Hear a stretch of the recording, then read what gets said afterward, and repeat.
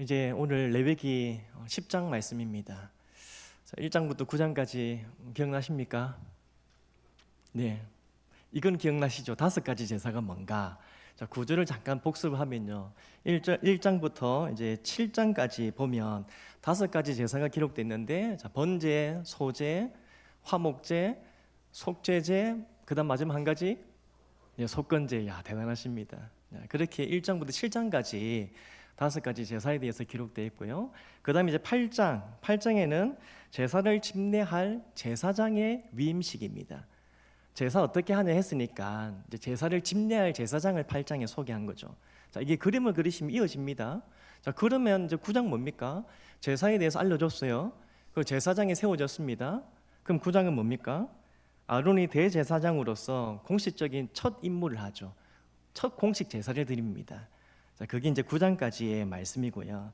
자, 오늘 10장은 크게 세 부분으로 나눠져 있습니다. 핸드북 보시면 1절에서 7절까지는 나답과 아비후의 죽음이고요. 자, 8절에서 11절까지는 레위 제사장의 추가 사역. 자, 오늘 읽지는 않았지만 12절부터 20절까지는 거룩한 곳에서 먹을 것, 제사장이 먹는 것, 뭘 먹느냐, 어떻게 먹느냐, 이런 내용이 기록됐습니다. 10장에 이제 딱 들어오니까 이제 구조 앞에 1절과 7절 제목이 뭐라고 합니까? 나답과 아비의 죽음이라 되어 있죠. 10장의 구조만 봐도 9장의 분위기와 전혀 다릅니다. 9장에서는 아론이 대제사장으로 첫 번째 제사를 드렸는데요, 그때 여호와의 불이 나와서 제물과 이 제단과 제물을 태워버렸습니다. 제물을 태웠다는 것은 하나님께서 그 예배를 기쁘게 받으셨다는 거죠. 그래서 9장에는 이스라엘 백성들이 하나님의 영광을 보았고요, 영적으로 막 업이 됐습니다. 고무되었습니다. 하나님의 영광을 보고 은혜가 넘쳤다는 거죠. 그런데 이제 10장에 들어오면서 10장을 시작하면서 이 아론의 두 아들 나답과 아비후가 여호와께 제사를 지내다가 죽게 되었답니다. 9장에서 여호와 영광을 봤는데 10장에서 아론의 아들들이 죽어버려요. 자, 1절과 2절 말씀인데요, 같이 한번 읽어보겠습니다. 1절에서 2절입니다. 시작. 아론의 아들 나답과 아비후가 각기 향료를 가져다가 여호와께서 명령하시지 아니하신 다른 불을 담아 여호와 앞에 분향하였더니 불이 여호와 앞에서 나와 그들을 삼키매 그들이 여호와 앞에서 죽은지라. 아멘. 자, 이게 무슨 일입니까? 아론의 가정에, 제사장으로 세움받은 아론의 가정에 비극적인 일이 일어납니다. 장남과 차남이 제사를 드리다가 죽게 되었어요. 왜 이렇게 되었는가?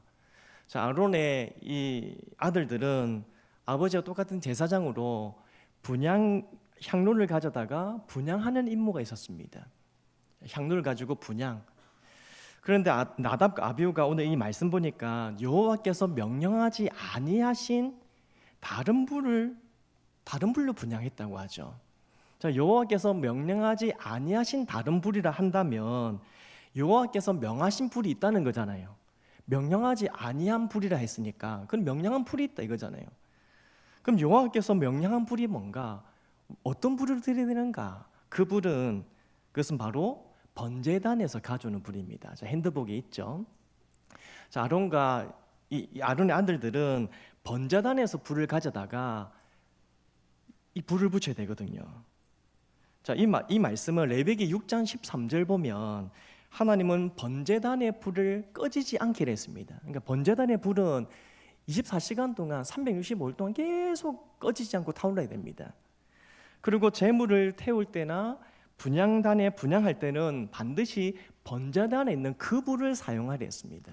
이게 하나님의 명령입니다. 그 불을 사용해야 됩니다. 하지만 아론의 이 장남인 나답 그리고 차남인 아비후는 번제단의 불을 분향하지 않고 다른 불로 분향했다는 거죠. 하나님이 명하시지 아니한 다른 불을 사용했다 이겁니다. 자, 이것이 왜 문제가 될까요? 이게 그렇게 심각한 겁니까? 레위기 8장과 9장에서 반복적으로 강조하는 게 있는데요, 그것은 바로 여호와께서 모세에게 명령하신 것과 같았더라입니다. 자, 핸드북에 보시면 레위기 8장 9장에서 강조하는 것은 여호와께서 명령하신 것과 같았더라. 자, 8장에서 제사장 위임식을 진행할 때에, 그리고 9장에서 아론의 첫 공식 제사를 드릴 때에 이 모든 절차를 여호와의 명령을 따라 했다고 강조하고 있습니다. 여호와의 명령을 강조합니다. 그런데 나답과 아비후는 하나님이 말씀하지 아니한 다른 분류 드렸다 이거예요. 하나님께서 계속 말씀하셨고 그 말씀대로 잘 돼 왔는데 이 나답과 아비후가 하나님 말씀하지 아니한 다른 불 사용했다. 그 말은 그들이 하나님의 명령에 뭐 했다는 겁니까? 불순종했다는 거죠. 이스라엘이 하나님의 말씀에 순종함으로 거룩한 공동체를 세워가야 하는 이 시점에, 이 중요한 시점에 첫 시작이잖아요. 제사법 받았습니다. 제사장 세워졌습니다. 공식적인 첫 제사드립니다. 하나님 영광 임합니다. 거룩한 공동체를 세워지는 이 첫 시점에, 가장 중요한 시점에 이 나답과 아비후가 불순종으로 찬물을 껴안고 있는 것이죠. 자, 그래서 나답과 아비후가 어떻게 됩니까? 다시 2절 보니까 불이 여호와 앞에서 나와 그들을 삼켜서 그들이 여호와 앞에서 죽었다고 합니다. 자, 불이 여호와 앞에서 나와서 그들을 삼켜 죽입니다. 자, 여호와 불. 자, 이 여호와 불 한번 봤죠? 앞전에 9장 24절에서도 똑같이 여호와의 불이 나와서 제물을 태웠습니다. 자, 똑같은 여호와의 불입니다. 그런데 대신 9장에서는 여호와의 명령에 순종했기에 그때 임한 여호와의 불은 영광과 복을 상징하는 불이었죠. 자, 9장의 불은 같은 여호와의 불인데요. 9장의 불은 영광과 복을 상징합니다. 순종했으니까요. 하지만 10장에서는 여호와의 명령에 불순종했기 때문에 그때 임한 여호와의 불은 무슨 불이겠습니까? 심판의 불입니다. 같은 여호와의 불인데 순종하는 자들에게는 영광으로 복으로 임하지만 불순종하는 자들에게는 심판의 불로 임합니다. 그래서 제물을 태운 게 아니라 오늘 제사장을 태워버린 것이죠. 성도들 여러분, 오늘 나답과 이 아비후가 왜 하나님께서 명하지 아니한 다른 불로 분향했을까요? 그게 어려웠을까요? 결코 어렵지 않습니다. 그냥 번제단에 있는 불을 가지고 분향하면 되는 겁니다. 어렵지 않아요. 그런데 왜 이들이 그렇게 했냐? 그것은 이들은 제사장의 직무를 가볍게 여길 뿐 아니라 하나님의 명령에 주의를 기울이지 않았기 때문입니다. 하나님 말씀에 경솔했던 거죠. 그래서 하나님 말씀대로 행하지 않고 자신의 편의대로, 생각대로 그냥 쉽게 그 일을 했던 것입니다. 사랑하는 성도 여러분, 성도는 하나님 앞에서 바른 믿음의 태도를 가져야 합니다. 하나님께 예배를 드릴 때, 지금도 우리 예배 드립니다. 예배를 드릴 때나 또 하나님께서 맡기신 일을 할 때에, 하나님의 일을 할 때에 내 생각대로 내 편의대로 할 것이 아니라 철저히 하나님의 말씀을 따라야 합니다. 무슨 일을 하든지 하나님의 말씀을 통해서 하나님의 뜻을 분별해야 하고요. 그리고 하나님이 원하시는 방법대로 하나님을 섬겨야 합니다. 사무엘상 15장 보면 이 사울 왕이 큰 죄를 범하죠. 자신의 제사장이 아님에도 불구하고 하나님의 말씀을 어기며 제사를 집례했습니다. 그래서 하나님께 크게 책명을 받았는데요. 그때 나온 유명한 말씀 기억나십니까? 순종이 제사보다 낫고 듣는 것이 수양의 기름보다 낫다. 하나님의 말씀대로 하지 않고 불순종했을 때 그런 말씀하는 겁니다. 그렇습니다. 우리가 아무리 많은 예배를 드리고 아무리 많은 봉사를 한다 할지라도 하나님의 말씀에 순종하는 것보다 하나님을 기쁘시게 할 수 없습니다. 말씀대로 할 때, 말씀에 순종할 때 그때 하나님 기뻐하시는 것이지요. 어떻습니까? 우리는 하나님께 예배를 드릴 때에, 그리고 하나님께서 맡기신 직분 그리고 봉사의 직무를 감당할 때 어떻게 감당하고 계십니까? 바라기는 내 편의대로 내 방법대로 하는 것이 아니라 하나님의 방법을 따르는 우리 모두가 되기를 간절히 소망합니다. 하나님 맡기신 직무를 가볍게 여기지도 마시고요, 또 하나님의 말씀을 경솔히 여기지도 말고 하나님을 경외하는 마음을 가지고 하나님의 뜻에 따라 행동하는 우리 모두 되기를 간절히 소망합니다. 자, 계속되는 이제 3절은 하나님께서 나답과 아비후를 죽이신 이유에 대해서 말씀하는데요. 자, 3절 말씀 같이 한번 읽어보겠습니다. 시작. 모세가 아론에게 이르시기를 나는 나를 가까이 하는 자 중에서 내 거룩함을 나타내겠고 온 백성 앞에서 내 영광을 나타내리라 하셨느니라. 아론이 잠잠하니.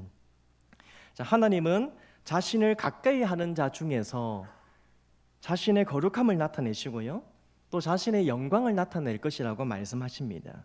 자, 이 말의 의미는 하나님께서 스스로 거룩함을 나타낸다는 말이 아닙니다. 자, 핸드북 보시면 하나님께서 스스로 거룩함을 나타낸다는 것이 아니라 하나님을 가까이 하는 누구를 통해서요? 제사장을 통해서, 하나님께서 기름 부어 세우신 그 사람을 통해서 거룩히 여김을 받으시겠다는 뜻입니다.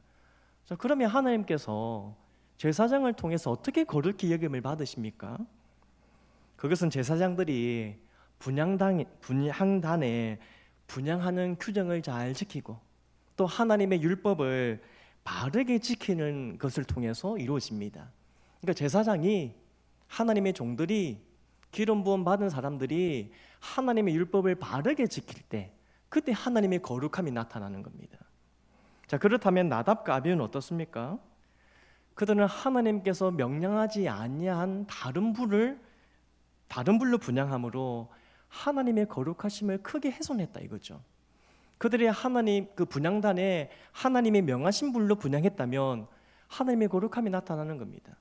하나님 말씀대로 순종했으니까 하나님께 그것을 통해서 하나님께 영광 돌릴 수 있는 거죠. 구별되는 거니까요. 근데 하나님의 불순종함으로 하나님의 거룩하심을 크게 훼손합니다. 때문에 그들이 하나님의 심판을 받아서 죽임을 당하게 된 것이죠. 자, 그런데 여기서 우리는 이런 질문을 해볼 수 있습니다. 그렇다고 그들의 잘못에 비해서 그들이 받은 벌은 너무 크지 않습니까? 이런 거죠. 그것 때문에 목숨까지 잃게 됩니까? 너무하지 않습니까? 이런 생각하게 될 텐데요. 하지만 만약 하나님께서 나답과 아비후에게 정말 큰 벌을 내리지 않았다면, 그냥 넘어가셨다면 어떻게 되었을까요? 아마도 그들은 이후에 번제단에 이제 분향하는 이 번제단의 불로 분향단에 분향하는 이 불을 붙이는 이것 말고도 여러 율법이 있는데 다른 전체 율법에 대해서도 부주의하게 행동하지 않았을까요? 근데 그들뿐 아니라 이스라엘의 거룩한 공동체를 세워져야 되는데 딱 첫 시점이잖아요. 출발 시점. 이스라엘 백성들도 다른 제사장들도 부주의하게 하나님 앞에서 행동하지 않았을까요?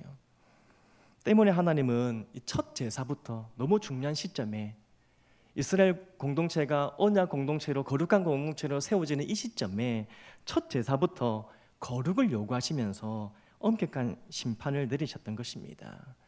사랑하는 성도 여러분, 우리는 이러한 사실을 기억해야 합니다. 하나님은 특정한 대상에게 더 높은 기준을 제시한다는 것입니다. 특별한 은혜를 입은 자들에게 더 높은 기준으로 순종을 요구하신다는 사실입니다.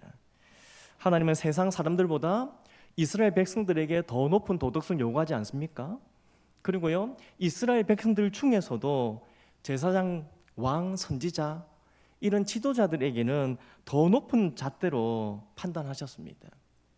그래야만 이스라엘을 하나님의 거룩한 언약 공동체로 세워갈 수 있기 때문이죠. 자, 그런 면에서 오늘날 우리에게도 이 말씀이 적용되는데요. 하나님의 백성들은 불신자보다 더 거룩한 삶을 살아갈 수 있어야 합니다. 저들도 그렇게 사는데 그게 아닙니다. 하나님의 백성은 더 거룩하고요, 더 신실하게 다른 삶을 살 수 있어야 합니다. 거룩하고 착한 행실을 통해서 하나님의 영광을 드러내야 하는 거죠. 우리의 거룩한 삶을 통해서 하나님의 거룩함을 드러내야 하는 것입니다. 자, 특별히 교회 안에 영적 지도자들, 특히 저를 비롯한 목회자 그리고 직분자는 다른 신자보다 더 신실해야 합니다. 하나님의 말씀대로 살아가는 삶을 믿음의 본으로 보여야 하는 것이죠. 더 큰 은혜를 받았기에, 또 다른 부르심을 받았기에 더 거룩한 삶을 살아야 한다는 겁니다. 바라기는 우리가 신자라면 불신자보다 더 거룩하게 살아가시고요. 만약 내가 직분자라면, 영적 지도자라면 다른 신자보다 더 신실하게 주님을 섬기심으로 하나님의 거룩하심을 드러내고 하나님의 이름을 높여드릴 수 있는 우리 모두 되기를 간절히 소망합니다. 자, 이제 6절을 보시면요, 모세는 아론과 그의 아들들에게 나답과 아비후의 죽음에 대해서 머리를 풀거나 옷을 찢지 말라 합니다. 즉 애도하지 말라는 것이죠. 자, 6절 말씀인데요, 같이 한번 읽어보겠습니다. 시작. 모세가 아론과 그의 아들 엘라살과 이다멜에게 이르되 너희는 머리를 풀거나 옷을 찢지 말라. 그리하여 너희가 죽음을 면하고 여호와의 진노가 온 회중에게 미침을 면하게 하라. 오직 너희 형제 이스라엘 온 족속은 여호와께서 치신 불로 말미암아 슬퍼할 것이니라. 아멘. 백성들은 슬픔을 표시하게 했습니다.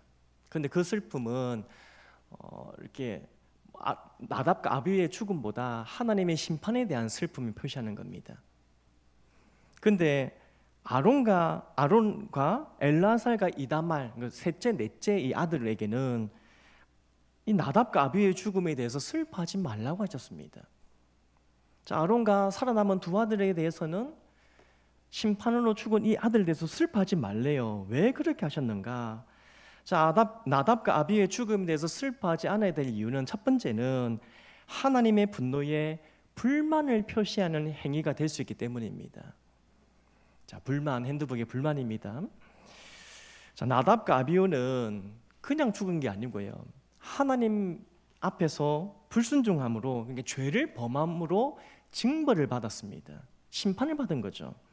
때문에 아론과 그의 아들들이 이 형제의 죽음에 대해서 애도한다면 이것은 하나님의 심판에 대해서 불만이 있는 것으로 여겨지게 된다 이거죠. 만약 그랬다면 그들도 죽음을 면치 못하고 또 하나님의 진노가 온 회중에게 미치게 될 거라고 6절에 그렇게 말씀합니다. 그래서 그렇게 하지 말라는 겁니다. 그래서 아론은 아들들의 죽음을 보고도 잠잠합니다. 3절 보면 잠잠했다 그러거든요. 슬픔이 표하지 않고 잠잠합니다. 자, 두 번째는 왜 나답과 아비후의 죽음에 대해서 슬퍼하지 말아야 되냐?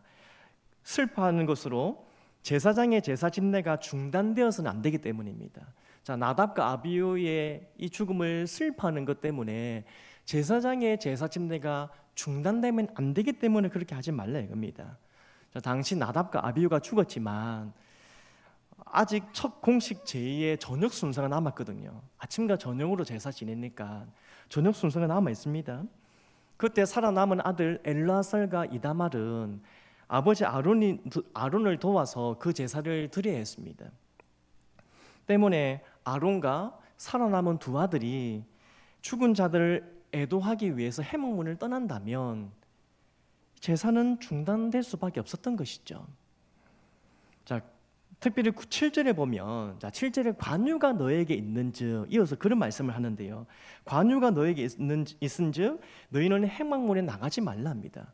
자, 애도하지 말라고 하면서 관유가 너에게 있다, 제사장들에게 거룩한 관유를 부었다, 이 말은 그들은 전적으로 여호와만 섬기도록 성별하였다는 의미를 가집니다. 자, 핸드폰 보시면요, 제사장들은 관유가 있습니다. 거룩한 관유로 부음받은 자들입니다. 때문에 그들은 어떠한 경우에도 여호와를 향한 절대적인 헌신에서 돌이킬 수 없다는 겁니다. 다시 말해서 제사장직을 수행하는 임무에 우선권을 두지 않고 애도하는 자리에 머물러 있어서는 안 된다는 말씀이지요. 솔직히 당시 이 두 아들을 잃은 아론의 마음이 어떠했을 것 같습니까? 가슴이 찢어지고 하나님의 심판으로 죽임을 당하긴 했지만 가슴이 찢어지고 정말 마음이 아프지 않았겠습니까? 그러나 아론은 하나님의 거룩한 사명 앞에서 자신의 감정을 뒤로 미룹니다. 요 앞에서 잠잠하다 하죠. 애도하지 않고 잠잠하고 또다시 그가 해야 할 이 제사장의 직무를 하기 위해 나아갑니다. 자, 이것이 바로 하나님의 사람의 무게죠. 하나님의 사람이 어떠한지, 얼마나 이 아론이 이전에 금송아지 사건으로 실수하긴 했지만 오늘 이 시점에서는 하나님 앞에서 참 사역자다운 모습을 보여주는 겁니다. 사랑하는 성도 여러분, 오늘 이 본문은 1차적으로는 목회자에게 적용되지만 또한 모든 그리스도인들에게도 적용됩니다. 왜냐하면 구원받은 모든 성도는 주님의 제자이고요, 복음의 제사장이기 때문입니다. 그러므로 목회자뿐 아니라 모든 성도는 하나님의 나라와 영광을 위하여 살아가야 할 사명자라는 것을 기억해야 합니다. 자, 목회자만 사명자가 아니라 주님을 일을 위해서 달려가는 자가 아니라 구원받은 우리 모두가 하나님께 사명을 받은 자로서 하나님의 영광과 나라를 위해서 달려갈 자라는 것이죠. 자, 특수한 경우긴 하지만 마태복음 8장 22절에 보면 한 제자가 예수님께 나오면서 부모를 장사하고 예수님 따르겠답니다. 그때 예수님은 죽은 자들로 그들의 죽은 자들을 장사하게 하고 너는 나를 따르라 하십니다. 무슨 말입니까? 주님의 제자는 가정에 대한 의무보다 그리스도에 대한 충성이 앞서야 한다는 말씀입니다. 자, 핸드 보겠습니다. 자, 핸드폰 보시면요. 자, 주님의 제자는 가정에 대한 의무보다 그리스도에게 대한 충성이 앞서야 한다. 그렇다고 가족과 단절되고 가정을 내팽겨치라 그런 말은 아니지 않습니까? 하나님을 더 사랑하고 하나님의 일을 더 우선으로 하라는 말씀이지요. 다시 말해 가족보다 하나님을 더 사랑해야 하고요, 세상에서 먹고 사는 일에 우선으로 드는 것이 아니라 하나님의 나라와 영광을 위해서 더 우선적으로 헌신할 수 있어야 한다는 말씀입니다. 솔직히 이러한 삶을 살아가는 것이 쉽습니까? 어렵습니까? 어렵습니다. 자, 목회자는 이러한 삶을 사는 것이 쉽겠습니까? 어렵겠습니까? 목회자 부름받았다고 쉬운 게 아닙니다. 그냥 되는 게 아닙니다. 누구든지 주님의 제자로 살아가는 것은 어렵습니다. 쉽지 않습니다. 많은 것을 포기해야 합니다. 하지만 하나님을 더 사랑하고 하나님의 일을 위해 더 우선으로 헌신하는 자에게는 반드시 하나님의 위로가 있는 줄 믿습니다. 그리고 하나님께서 그 일을 감당할 수 있도록 특별한 은혜와 힘과 믿음을 더하여 주시는 줄 믿습니다. 아멘이십니까? 이 말씀대로 나가기가 부담스럽습니까? 너무 부담되지요. 그러나 하나님 주시는 은혜가 있기에, 맡기신 사명이 있기에 주님 주시는 그 위로를 힘입어서 하나님의 나라와 영광 복음에서 더 우선적으로 헌신하고 달려가는 우리 모두 되기를 간절히 소망합니다. 자, 두 번째 단락에서는 이제 레위 제사장의 추가 사역이 기록되어 있는데요. 자, 흥미로운 점은 여호와의 말씀이 모세 대신 아론에게 임하고 있다는 겁니다. 자, 8절 시작하면서 그렇게 아론에게 말씀하는데요. 자, 하나님께서 아론에게 직접 말씀하신 부분은 이 본문이 유일합니다. 자, 이것은 특별한 의미가 있습니다. 아론의 아들들의 죽음에도 불구하고 아론은 여전히 하나님과 사람 사이를 중보할 수 있는 대제사장이라는 것을 증명하고 있다 이겁니다. 아론의 아들들이 범죄함으로 심판받긴 했지만 그래도 아론은 여전히 대제사장으로서 그 일을 감당할 수 있도록 하나님께서 세우셨다 이거죠. 자, 그럼 이제 9절 말씀을 한번 보십시오. 하나님께서 주시는 명령이 뭔지. 자, 9절입니다. 같이 읽습니다. 9절입니다. 제가 읽어드립니다. 너와 내 자손들이 회막에 들어갈 때에는 포도주나 독주를 마시지 말라. 그리하여 너희 죽음을 면하라. 이는 너희 대대로 지킬 영영한 규례라. 아멘. 자, 제사장의 추가 사역으로 회막에 들어갈 때에 뭘 마시지 말라고요? 포도주와 독주를 마시지 말라고 하십니다. 자, 이것을 왜 지금 이 시점에 말씀하냐? 맞습니다. 앞선 이 나답과 아비후의 죽음과 좀 연관돼서 설명할 수 있겠죠. 나답과 아비후가 왜 하나님 앞에 하나님 명하시지 아니한 그 다른 불을 들었나? 그 이유 중에 하나가 술에 취해서 그러한 잘못을 범하게 되었다는 거죠. 그것도 하나의 이유가 됩니다. 자, 또한 이제 그래서 포도주와 독주를 마시지 말라 하는데 이러한 규례를 주신 또 하나의 이유는 제사장들에게 맡겨진 직무 때문입니다. 이 직무가 너무 중요하기 때문에 이것을 금하고 있습니다. 자, 제사장이 감당해야 할 중요한 직무가 뭐냐? 핸드폰 보시면요. 첫 번째는 거룩하고 속된 것, 부정하고 정한 것이 무엇인지 뭐 하라 할까요? 분별하는 것. 이게 직무입니다. 거룩하고 속된 것, 부정하고 정한 것, 이것을 잘 분별해야 됩니다. 자, 두 번째는 하나님의 율법을 백성들에게 뭐 해야 할까요? 가르쳐야 합니다. 자, 정확하게 하나님의 뜻이 무엇인지를 잘 알고, 그리고 거룩하고 속된 것을 잘 구분하고 분별해서 이것을 잘 가르쳐야 됩니다. 제사장이 분별하고 가르치는 이 직무에서 실수하게 되면 하나님의 심판을 초래하게 되는 거죠. 그리고 심지어 오늘 나답과 아비후처럼 죽음을 당할 수도 있습니다. 그래서 이게 중요합니다. 자, 한번 생각해 보십시오. 솔직히 맨정신에도 하나님의 뜻을 분별하고 말씀 가르치기 쉽습니까? 어렵습니까? 우리가 정신이 말짱해도 어렵습니다. 하나님 뜻을 분별하기 쉽지 않잖아요. 가르치는 거 쉽지 않습니다. 자, 그렇다면 술에 취한 상태로 제사장의 직무 감당할 수 있겠습니까? 안 된다 이거죠. 따라서 제사장은 이러한 위험을 줄이고 제사장의 직무를 잘 감당하기 위해서 술 마시는 것이 금지됐다는 겁니다. 특별히 해막에 나아갈 때에 독주와 포도주를 마시지 말랍니다. 자, 이라는 원리는 신약 시대에도 이어지는데요. 단순히 제사장만이 아닙니다. 하나님의 교회를 바르게 세워가고 봉사의 직무를 감당하기 위해서는 맑은 정신이 필요하다 이거예요. 그래서 바울은 교회 영적 지도자들에게 술 마시는 것을 삼가야 한다 그렇게 가르칩니다. 에베소서 5장 18절에서는 술 취하지 말라 이런 방탕한 것이니 오직 뭐라 합니까? 성령의 충만함을 받으라 그렇게 말씀하고 있지요. 그렇습니다. 하나님의 부르심을 받은 주님의 종들과 교회 일꾼들은 술에 취하지 말고 성령으로 충만해야 합니다. 자, 핸드북에 보면 성령으로 충만해서 하나님 일을 감당해야 되는 겁니다. 바라기는 우리는 날마다 성령으로 충만해서요, 하나님의 뜻을 잘 분별하고 또 하나님께서 맡기신 직분과 또 봉사의 직무를 잘 감당하는, 그래서 하나님을 기쁘시게 드리는 우리 모두가 되기를 간절히 소망합니다. 자, 이제 10장의 마지막 단락인데요. 마지막 단락은 제사장에게 돌아오는 몫에 관련된 내용입니다. 자, 12절 보면 모세는 아론에게 소제의 제물 중에서 제사장의 몫을 취하여 제단 곁에서 누룩을 넣지 말고 먹으라고 합니다. 그리고 14절에서는 이제 화목제의 제물 중에서 제사장의 몫을 취해서 흔든 가슴과 들어올린 뒷다리거든요. 그것을 남녀 자녀들과 함께 정결한 곳에서 먹으라고 합니다. 자, 중요한 것은 제사장의 몫을 취하여 뭐 하라는 겁니까? 먹으라는 겁니다. 중요한 것은 소제든 화목제든 제사장의 몫을 먹으라, 이게 중요한 겁니다. 자, 지금 이 시점에서 이러한 규정이 주어진 것은 참 중요한 의미를 가집니다.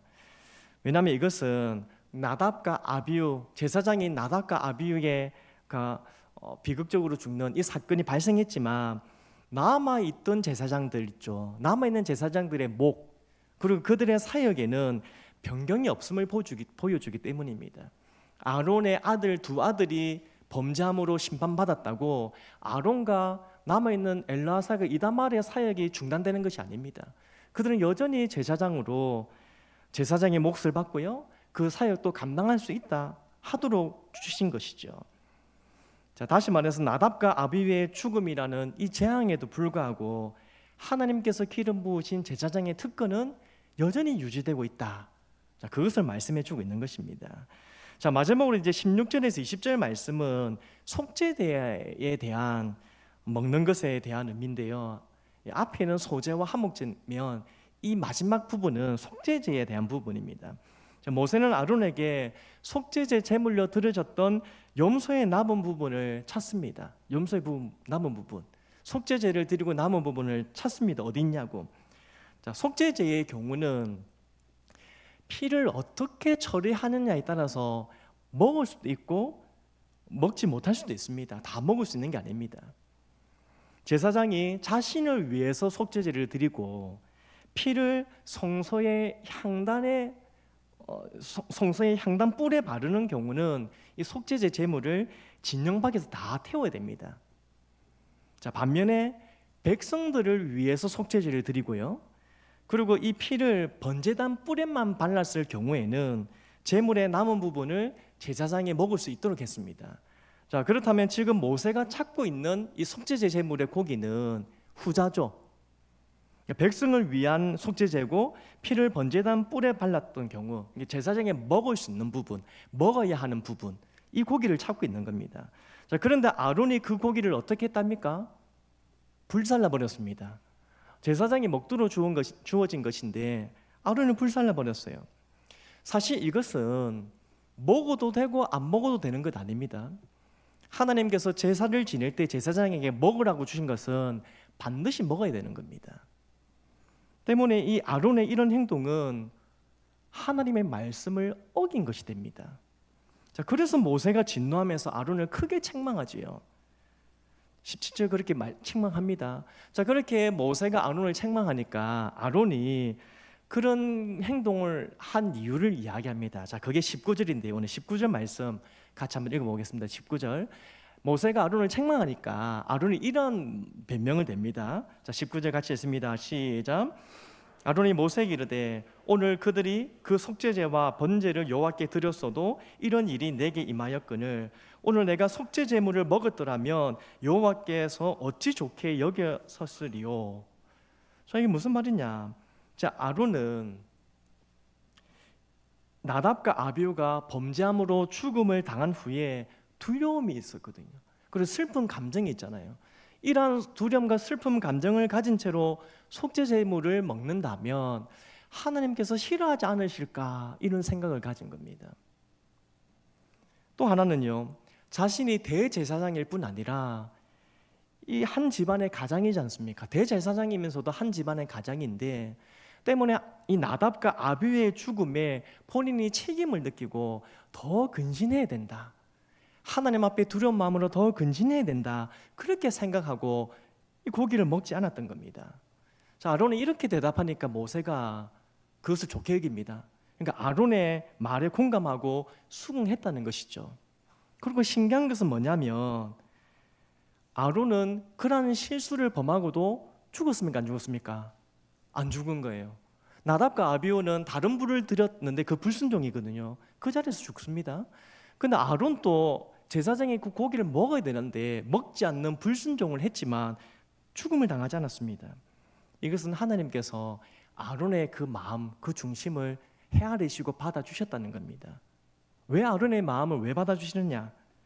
나답과 아비후는 하나님의 명령을 가볍게 여기고 직무도 가볍게 여기고 그래서 불순종했거든요. 그와 달리 아론은 하나님을 두려워하는 마음으로 실수를 범했기 때문에 하나님이 그 마음을 받아주시고 헤아려 주셨다는 것이지요.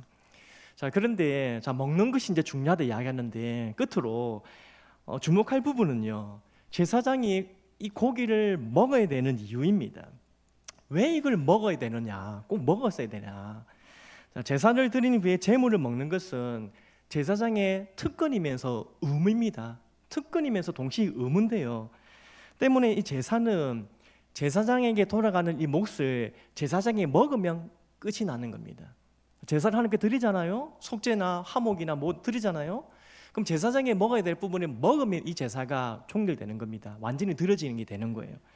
그만큼 제사장이 고기를 먹는 것은 중요한 의미가 있다는 거죠. 그렇다면 속죄제의 고기를 먹어야 할 중요한 이유가 뭐냐? 자, 17절 말씀입니다. 17절 말씀 같이 한번 읽어봅니다. 17절입니다. 시작. 이 속죄제의 희생은 지극히 거룩하거늘 이는 너희로 회중의 죄를 담당하여 그들을 위하여 여호와 앞에 속하게 하려고 너에게 주신 것이니라. 아멘. 자, 제사장이 속죄제의 고기를 먹는 것이 왜 중요하냐? 이것은 백성들의 죄를 담당하는 것을 의미하기 때문입니다. 자, 핸드 보겠습니다. 백성들의 죄를 담당하는 의미가 있습니다. 그리고 제사장이 속죄제 고기를 먹음으로 제물을 바친 자의 죄를 담당하는 것은 메시아가 백성의 죄를 담당하는 것을 예표합니다. 그러니까 제사장이 고기를 먹으면서 백성들의 죄를 담당하는 것은 앞으로 메시아 예수님께서 백성의 죄를 담당하는 것을 의미한다 이거죠. 이사야 53장 12절 보면 메시아가 많은 사람의 죄를 담당하게 될 것이다 그렇게 예언하고 있습니다. 메시아가 백성들의 죄를 담당한다. 그리고 베드로전서 2장 24절에서는 이 이사야 예언의 성취로 예수님께서 친히 나무에 달려서 그 몸으로 우리 죄를 담당하셨다, 그렇게 말씀합니다. 우리의 죄를 담당하셨다 말씀합니다. 이처럼 예수님은 십자가를 통해서 우리의 죄를 담당하는 사역을 완성하셨다, 이 말씀이죠. 다시 말해 제사장이 속죄제 고기를 먹음으로 백성의 죄를 담당하는 이 사역은 예수님께서 십자가를 통해서 대속적 사역을 완성하심으로 우리 죄를 담당하는 이 사역이 완전히 이루어졌다, 그걸 말씀을 하는 것입니다. 사랑하는 성도 여러분, 하나님께서 우리를 위해서 이 제사 제도를 마련해 주시긴 했지만요, 인간 제사장의 사역은 언제나 한계를 가지고 있습니다. 오늘 우리가 살펴본 것처럼 인간 제사장은 나답과 아비후처럼 죄를 범함으로 중보자의 역할이 중단될 수 있기 때문입니다. 제사장으로 세움받았고 백성의 죄를 담당하기 위해서 이 사역을 하지만 본인이 죄를 범함으로 이 사역이 중단될 수 있고요, 또 아론처럼 자신의 감정과 연약함 때문에 백성들의 죄를 담당하는 역할을 완전히 수행하지 못할 때도 있습니다. 인간은 그렇게 한계를 가진다 이거죠. 하지만 우리 예수님은 완전하면서도 영원하신 대제사장입니다. 자, 핸드폰 마지막 부분에 보시면 우리 예수님은 인간 제사장과 달리 완전하면서도 영원하신 대제사장입니다. 따라서 우리가 예수님을 믿고 의지하고 나아간다면 죄가 용서받지 못할 일이 없다 이겁니다. 또한 하나님께 나아가는 길이 막힘이 있거나 은혜가 끊어지는 일도 없습니다. 십자가 사역으로 우리를 구속하는 사역을 완성하셨기 때문에 우리는 예수 그리스도 안에서 이 구원과 죄사함과 생명의 은혜를 누리게 되는 것이죠. 오늘도 우리의 죄를 친히 담당하신 예수님을 의지함으로 죄에서 자유함을 누리시고요, 그리스도 안에서 막힘이 없는 하나님의 은혜를 누리시기를 간절히 소망합니다.